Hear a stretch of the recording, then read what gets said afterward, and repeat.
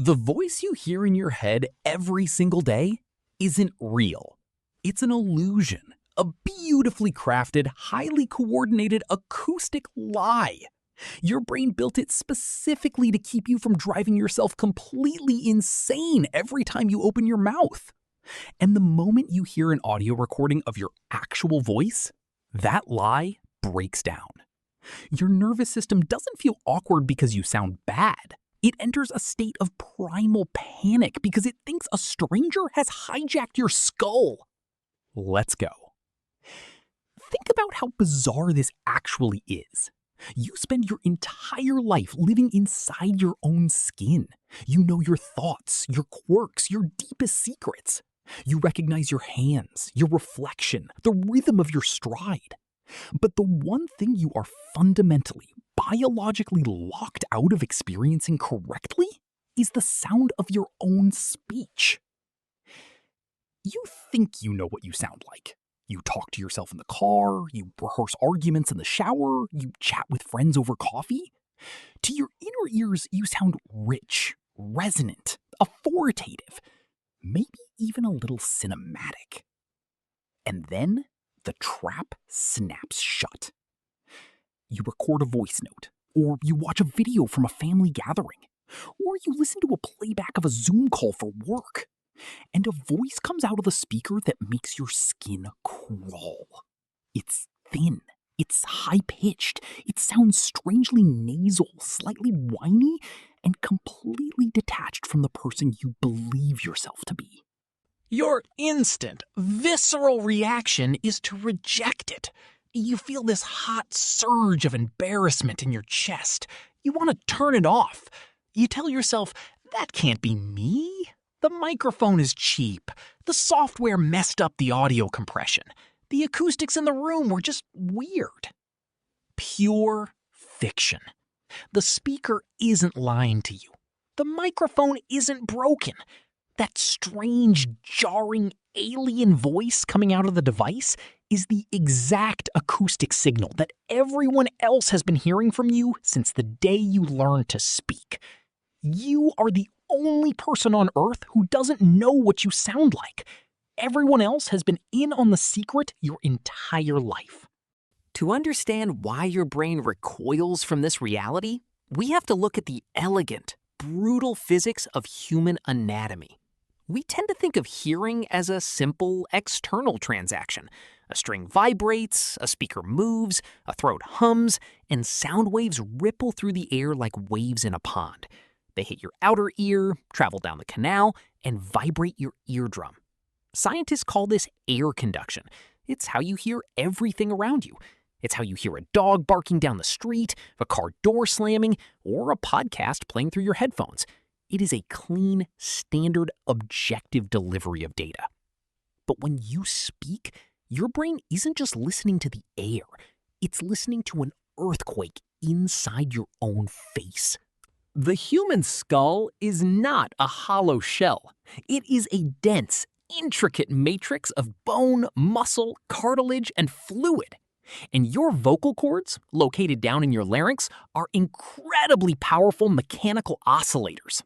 When air passes over them, they vibrate at frequencies ranging from 100 to several hundred times per second. Those vibrations don't just go out of your mouth. They radiate inward. They slam directly into your jawbone, your teeth, your sinuses, and the dense plates of your cranium. And sound travels differently through solid bone than it does through thin air. Air is light, loose, and inconsistent. It easily carries high frequencies, the sharp, crisp, tinny sounds of human speech. But bone is an acoustic filter. It is dense and heavy. As your vocal vibrations travel through the skull toward your inner ear, the bone naturally absorbs the high-pitched frequencies. It dampens the trebles and amplifies the deep, low, rumbling bass notes. Psychologists and audiologists call this phenomenon bone conduction. When you speak, your inner ear is receiving two completely separate audio tracks simultaneously. Track A is the sound coming out of your mouth, traveling through the air, looping around your jaw, and entering your ear from the outside. Track B is the heavy, bass-boosted, bone-rumbled vibration traveling straight through your skull from the inside. Your brain takes these two tracks, mixes them together on the fly, and presents the final product to your conscious mind. That final mix is the voice you've normalized since infancy. It is a warm, deep, comforting acoustic blanket. It's a voice that feels rich because your skull literally added a subwoofer to your vocal cords. But it gets deeper. Your brain isn't just a passive listener to this internal mix, it is an active, aggressive gatekeeper. There is a profound evolutionary problem with being an animal that can speak. Your own voice is loud, genuinely loud. It is happening inches away from your own auditory processors.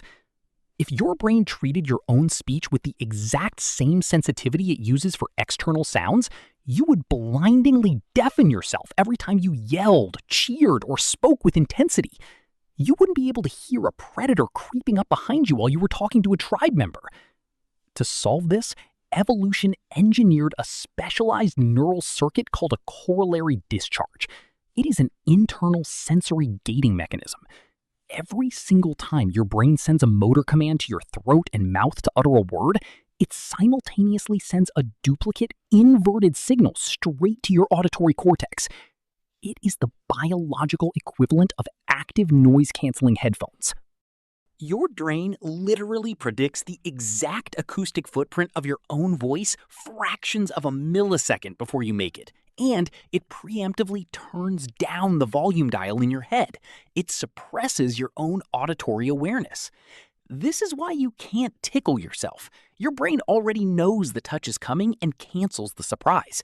And it's why your own voice sounds quiet, safe, and entirely non-threatening while you are speaking. But now, think about what happens when you play a recording of yourself. You sit in front of a computer screen or hold your phone. You press play. Suddenly, for the first time, your voice is delivered to you exclusively through track A, air conduction. The bone conduction bass boost is completely gone. The internal skull filter is removed. The automated noise-canceling corollary discharge circuit doesn't fire because your brain didn't send a command to your vocal cords to speak. Your brain is forced to look at your voice raw, unfiltered, naked. And the brain doesn't just think, oh, that's an interesting acoustic variant. It panics. The sound waves hit your eardrum with a sharp, crisp clarity that you have literally never experienced from your own body. The frequency profile is skewed entirely toward the higher register. It reads as unfamiliar. It reads as a disruption. This brings us to the core psychological phenomenon known as behavioral confrontation. It is a term coined by researchers who study how humans interact with media, and it describes the sudden, unsettling exposure to a part of yourself that you normally cannot perceive. Human psychology relies heavily on a stable, preserved internal mirror. You have a deeply embedded concept of your own identity. You think you know how you project yourself to the world, how you look, how you move, and how you sound. This self-image is the anchor of your social confidence. It is how your ego protects itself in a highly competitive social environment. When you hear a recorded version of your voice, that anchor is violently ripped out of the seafloor. You are hit by a profound cognitive dissonance. Your brain is confronted with a massive, undeniable gap between your internal self-image and your external reality. You look at the phone or the speaker, and your brain runs an automatic identity check. It says, the data tells me this voice belongs to me. The words match my memory. The cadence matches my thoughts. But the acoustic signature belongs to a complete stranger. Let that sink in for a second. You aren't cringing because your voice is objectively bad or ugly. If you heard a stranger on the street speaking with your exact recorded voice, you wouldn't think twice about it. You would think they sound completely normal, fine, and uncharacteristic. You don't hate the voice itself. You hate the betrayal of the voice. You hate the realization that you have been walking around the world presenting a version of yourself that you do not recognize and cannot control. Why is this psychological mismatch so intensely painful? Why didn't we just evolve to ignore it? Because in the ancient world, your voice wasn't just a tool for casual chatting or corporate presentations. Your voice was your primary biological signature. It was an existential asset. For 99% of human history, we operated in absolute darkness for half of every single day. As we mapped out in our journey through ancestral nights, darkness transforms the environment into a landscape of extreme risk. In a midnight forest or a pitch-black cave, Visual indicators vanish. You cannot see the expression on a face, the posture of a body, or the distance of a silhouette. In that world, your voice became your tracking beacon. It was your fingerprint. Your tribe members relied on the exact frequency, tone, and texture of your speech to identify you instantly through the dark without making fatal errors. A misidentified voice could mean a spear thrown in panic. A stranger trying to mimic a tribe member's call was an immediate, existential threat display. Our evolutionary biology calibrated our ears to be hypersensitive to vocal anomalies. We are hardwired to notice when a voice sounds slightly off, unnatural, or deceptive. It is a survival algorithm designed to detect disease, deception, or infiltration. Now, enter modern recording technology. Microphones and audio playback systems are an evolutionary anomaly. They have existed for a microscopic fraction of human existence, a mere blink of an eye on the scale of our 2-million-year history as active hominids. Your nervous system has zero genetic preparation for a device that can capture your vocal energy, detach it from your physical skull, and throw it back into your ears from an external source. When you listen to your recording, you are accidentally triggering that ancient acoustic defense mechanism. Your brain reads the recorded voice as a vocal anomaly. It notices the mismatch between the voice it expects from your body and the voice it is receiving from the air. It registers that mismatch as a deception, a forgery, an imposter inside the camp.